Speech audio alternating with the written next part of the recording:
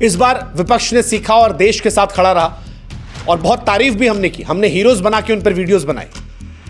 अभी भी हमारे 7 सांसद ऐसे हैं जो अलग अलग पॉलिटिकल पार्टीज से हैं और वो देश को कूटनीतिक मंच पर मजबूत करने वाले हैं। तो विपक्ष अगर साथ है तो फिर जनता क्यों इतनी अति उत्साहित हो रही है? क्योंकि पाकिस्तान तो यही चाहता है ना कि आपके मन में भ्रम फैल जाए। भारत ने 9 आतंकी ठिकाने तबाह किए। शहबाज शरीफ ने कहा ना रात को 1:30 बजे फोन आया था, वो आपको नहीं बताया जाएगा। जीत को नजरअंदाज किया जाएगा। आपको सिर्फ वो बताया जाएगा जो आपके मन में शक पैदा करे।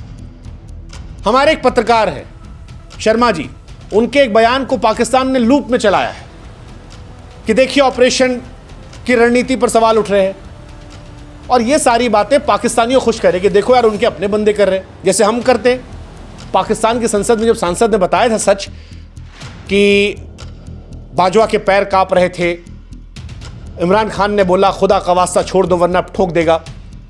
आज तक भारत में यूज होता है ना वो वीडियो। ऐसे ही हमारे जो ये पत्रकार हैं जिनकी नौकरी चली गई है और इनको यूट्यूब पर बैठकर खाली एक ही पक्ष का दिखाना, दोनों पक्ष की बातें तो नहीं करते। Journalism is not about only criticism. और जो ये सोचते हैं शायद वो देश की सोच से हट चुके हैं। आप क्रिटिसाइज कीजिए, हम भी करते हैं। लोकतंत्र में सवाल उठाना जायज है, हर मसले पर उठाइए, लेकिन कहां चुप रहना है यह भी आपको एहसास होना चाहिए।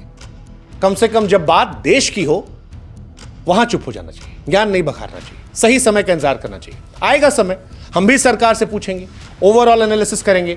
लेकिन जब पूरा विपक्ष एक साथ खड़ा है, सरकार एक साथ खड़ी है, सेना एक साथ खड़ी है, तब देश को कमजोर मत कीजिए। उस वक्त कमजोर करेंगे तो आप पर शक होता है। और ऐसे बहुत सारे दावे किए गए हैं। पाकिस्तान एक्सपोज हुआ है, पाकिस्तान ने बहुत सारी गलतियां की। जैसे उनके रक्षा मंत्री ने कह दिया था सोशल मीडिया पर सबूत है। वो हमारे सबूतों की बात करते हैं, हमारे लोगों की। एक सबूत उनके विदेश मंत्री ने दिखाया कि ये देखिए जी प्लेन गिर गया है, ये सब फर्जीवाड़ा था। ये सारी चीजें एक्सपोज हुई हैं, लेकिन इन चीजों को जिस तरह से कैपिटलाइज करना था वैसा हम नहीं कर पाए। शहबाज शरीफ का बयान आ गया कि रात को 1:30 बजे ठोका था, वो भी हम कैपिटलाइज नहीं कर रहे। आप सोचिए, उनका प्रधानमंत्री कह रहा है कि यार हमको ठोक दिया गया। कश्मीर में आग लगाने की कोशिश की थी, पंजाब में पाकिस्तान ने आग लगाने की कोशिश की। और कई सारे हैं भाई बहन मेरे जिन्होंने मेरी प्रोफाइल पे लिखा कि जी गलत तो नहीं है, पाकिस्तान नहीं हमला करेगा पंजाब पे, कश्मीर पे। मैंने कहा हां जी, मेरा चप्पल कहां है? यही वो डर था, यही वो शक था जो आपके दिमाग में डाल दिया अगर आपके दिमाग चलने लगा। अब आते हैं आपके सवालों पर, वो जो हमने शुरू में किया था जी, कहां गया जी, क्या मिला, राफेल कहां गया जी। ये सवाल बड़े स्वाभाविक लगते हैं। पाकिस्तान ये बात जानता है कि इंडिया की जनता भावुक है। बेवकूफ बनाना आसान होता है, व्हाट्सएप सोशल मीडिया बड़ा आसान होता फैलना। यहां बीच में तो यहां तक लगाने लगा था कि कई लोग हमसे आके पूछने लगे कि सर ये सच में बताइए ना, इंडिया हार गया है क्या? पाकिस्तान में तो जश्न मनाया जा रहा है सर, वहां तो पटाखे फोड़े जा रहे हैं। हमने कहा यही तो जो दिमाग में आ गया ना कि पाकिस्तान जीत गया, यही तो उनका नैरेटिव था, क्योंकि वो लड़ाई में तो जीते नहीं, सोशल मीडिया पर कर सकते हैं। और उनके यहाँ तो गाना ही बज रहा था, सोशल मीडिया के लिए तालियां बजवाई जा रही थी, कुछ टीवी चैनल्स के वीडियो क्लिप आए थे। हमारे यहां लोग कमजोर पड़ जाते हैं। हम अपनी सेना, सरकार और देश की एकता पर सवाल उठाने लगते हैं, अनजाने में उनके नैरेटिव को हवा देते हैं। इससे बचिए। और अब आपको साफ साफ बताते हैं कि ऑपरेशन सिंदूर में क्या हुआ था। वो जो आप कह रहे थे ना, ये आज हम खाली ज्ञान देकर नहीं जाएंगे, आपको बताएंगे भी क्या हुआ, हासिल क्या हुआ, जो आपके मन में चल रहा था। बताते हैं कि पाकिस्तान ने कितनी हड्डी टूटी है।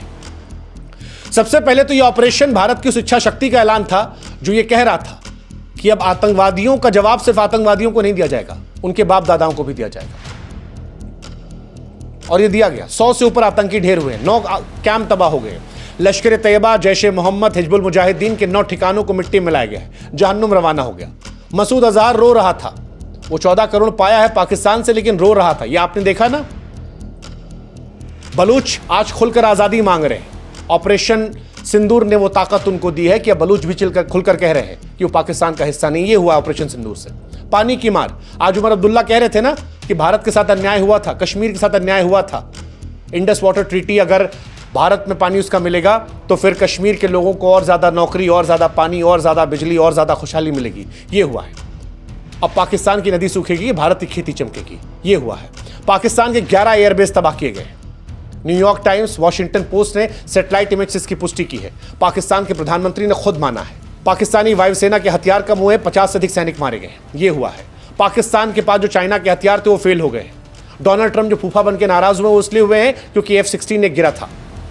उनका विमान 2019 में भी गया था, इस बार भी गया, ये उनको नुकसान हुआ है। पाकिस्तान का व्यापार ठप हो चुका है, कर्ज का बोझ जो है बढ़ चुका है, अंतर्राष्ट्रीय निवेश रुक चुका है, वापस IMF के सामने कटोरा लेके भीख मांगने गए।